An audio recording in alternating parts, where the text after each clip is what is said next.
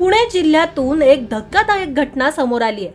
प्रबळगड किल्ल्यावर सेल्फी काढताना एका 24 वर्षीय महिलेचा दरीत कोसळून मृत्यू झाला। या घटनेने महिलेच्या कुटुंबियांवर दुःखाचा डोंगर कोसळला आहे। शुभांगी पाटील असं मृत महिलेचं नाव आहे।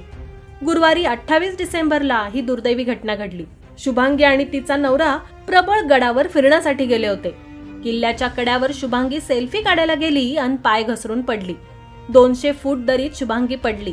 पनवेल तालुका पोलिसांनी या प्रकरणी अकस्मात मृत्यूची नोंद केली आहे। मिळालेल्या माहितीनुसार शुभांगी पुण्यातील दत्तवाडी येथील रहिवासी आहे।